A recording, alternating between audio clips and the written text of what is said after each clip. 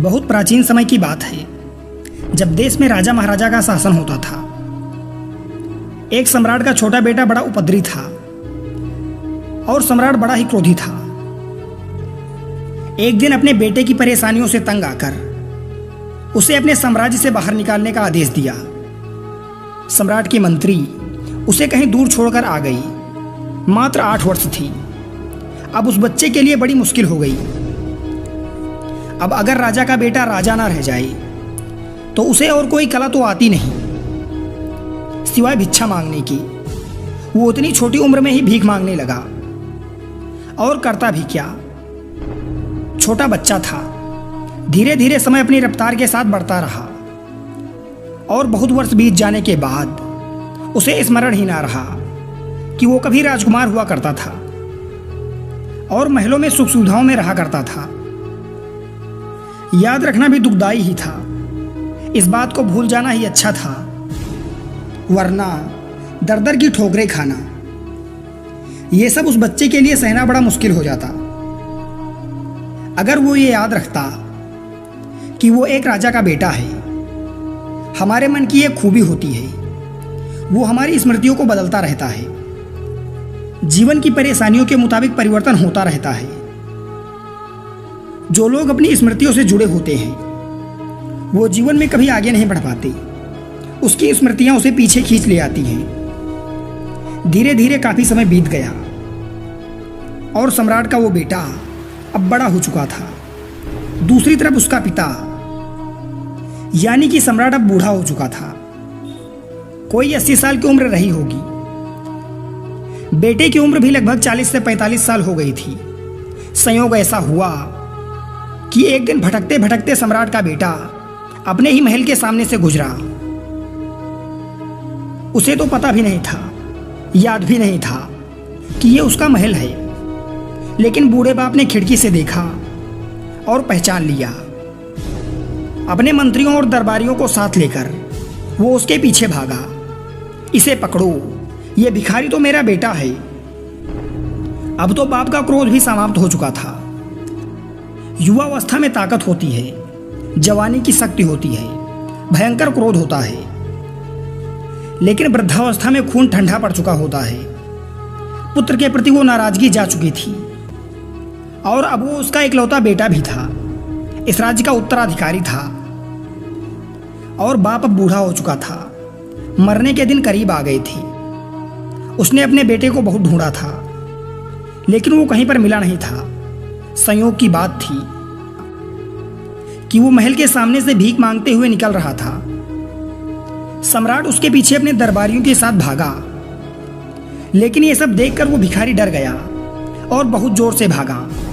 उसे लगा कि पता नहीं ऐसी क्या मुसीबत हो गई। शायद महल के सामने भीख मांगना कोई बहुत बड़ा गुनाह है, इसीलिए ये मुझे पकड़कर कोई बहुत बड़ी सजा देने की कोशिश कर रहे हैं।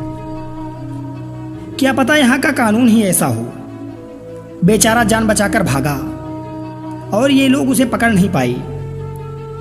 सम्राट के मुख्यमंत्री ने कहा, महाराज, शायद उसको अभी ये स्मरण नहीं है कि आप उसके पिता हैं और वो आपका पुत्र है। वो समझ रहा है कि हम उसको सजा देंगे, इसीलिए शायद वो भाग गया। इसका मतलब उसे बिल्कुल नहीं पता। अब कुछ उपाय करना होगा। उसे कैसे बताएं कि वो राजपुत्र है, इस राज्य का उत्तराधिकारी है। सम्राट तो यह सुनकर रोने लगा और कहा, कहीं से मेरे बेटे को ले आओ।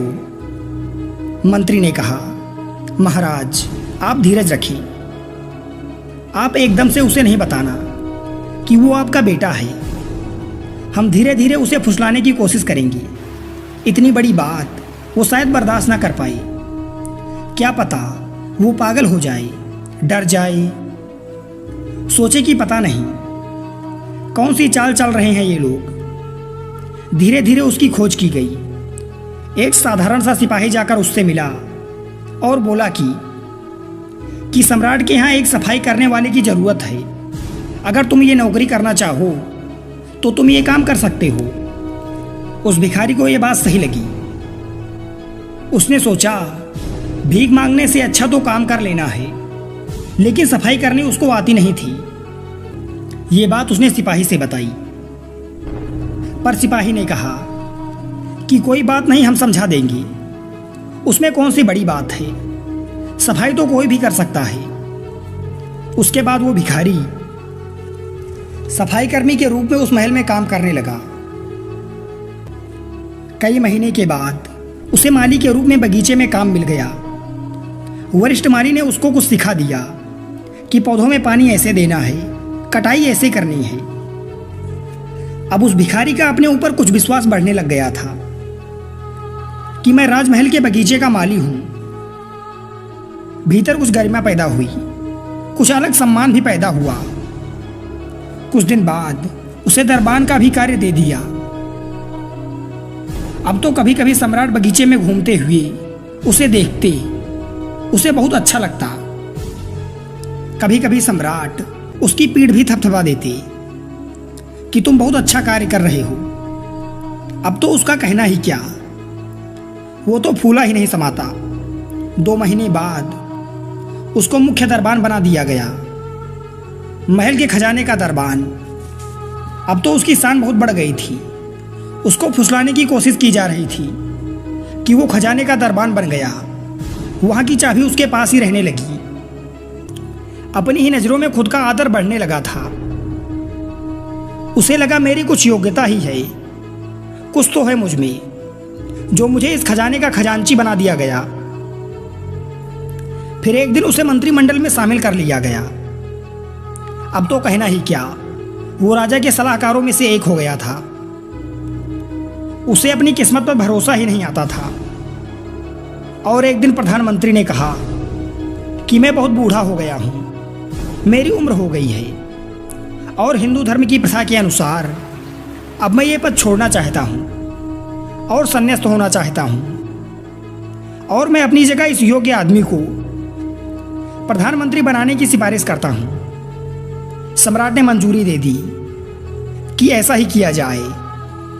उस भिखारी को भरोसा तो नहीं था कि ये कैसे हो सकता है, मुझ में ऐसा कौन सा गुण है जो ये लोग देख पा रहे हैं। उसे कभी कभी शक भी होता था, लगता था कि मैं जरूर गुणवान आदमी हूं, तभी तो मुझे प्रधानमंत्री बना दिया गया।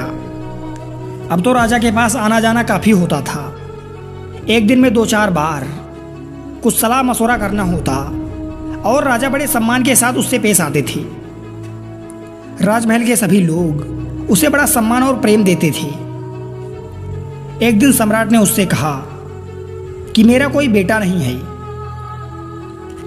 और मैं तुम्हें पुत्रव्रत देखता हूं, तुम्हारे नाम वसीयत लिखना चाहता हूं। जरा सोचो कि भूतपूर्व भिखारी पर क्या गुजरी होगी, कहां 2-2 पैसे के लिए, सूखी रोटियों के लिए भीख मांगता फिरता था और आज सम्राट बनने का मौका मिल गया था।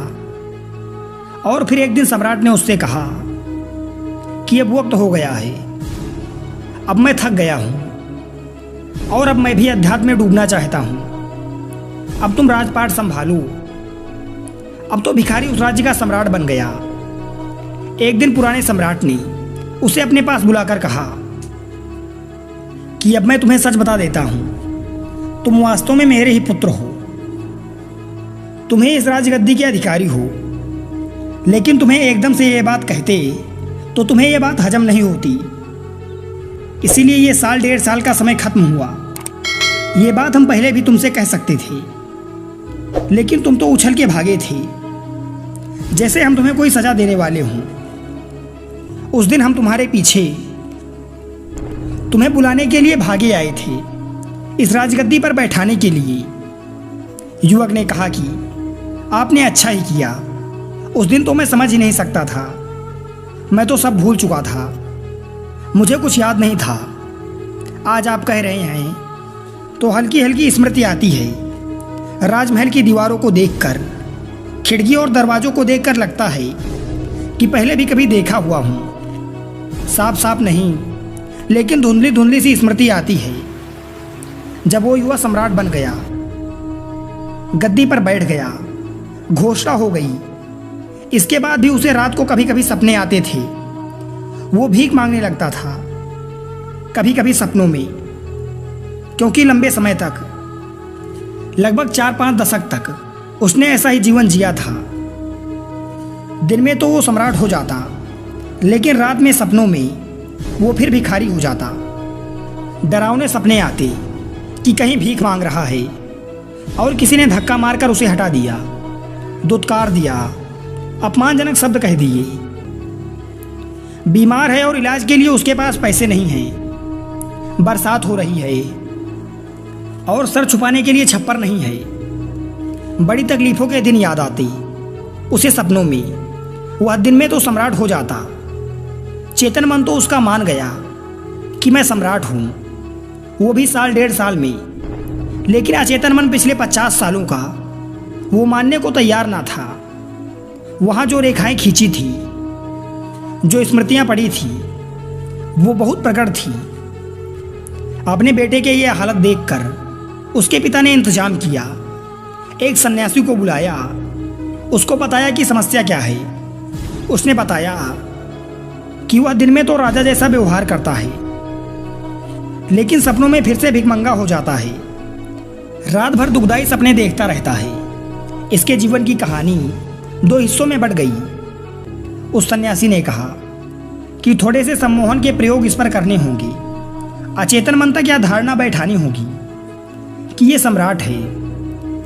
अचेतन मन को अभी तक यही लगता है कि यह भिखारी है। उस सन्यासी ने लगभग 3 महीने उस पर प्रयोग किया। उसको योग निद्रा की अवस्था में ले जाकर सुझाव देता कि तुम सम्राट हो। भाव करो कि तुम सम्राट हो, कि मैं सम्राट हूँ, मैं सम्राट हूँ। रात वक्त सोते समय ये प्रयोग करता। यही भाव करता करता वो उसे सुला देता। चित्रात्मक रूप से उसे दिखाने की कोशिश करता कि तुम सम्राट हो। विशेषकर रात को सोते समय वो ये प्रयोग करता था। क्रम से धीरे धीरे ये धारणा उसके भीतर बैठती गई और सम्राट होने की धारणा भिखमंगे होने की धारणा से ज़्यादा मजबूत हो गई। कोई 2-3 महीने का प्रयास लगा, तब जाकर मन के वो पुराने सपने समाप्त हो गए। दोस्तों, आपको सुनने में हो सकता है कि ये कहानी विचित्र लगी, परंतु जब आप इस कहानी के सार को समझेंगे तो आपको यह कहानी समझ आएगी। साथियों, हम सभी मानव परमपिता परमात्मा के ही अंश हैं। हमारी आत्मा ही ब्रह्म है, किंतु हम यह भूल गए हैं और इसी प्रकार से अपने आप को तुच्छ मानो समझने लगे हैं। आज कोई आपसे कहे कि तुम ही भगवान हो, तो हो सकता है कि तुम भी भिखारी की उसी भूमिका पर आ जाओ। जैसा कि राजा द्वारा उसका पीछा किए जाने पर वो भिखारी डर के मारे भाग खड़ा हुआ था, क्योंकि हमारा अचेतन मन अपने आप को पूरी तरह साधारण इंसान समझ बैठा है। अब इसको समझाना बड़ा मुश्किल है, जबकि हमारा चेतन मन यह समझता है कि कण कण में परमात्मा है। दोस्तों, मानव जीवन का एकमात्र उद्देश्य आत्मा का साक्षात्कार करना है, और जिस व्यक्ति का आत्मा से साक्षात्कार हो गया तो उसे परमात्मा के भी दर्शन हो जाते हैं। धन्यवाद।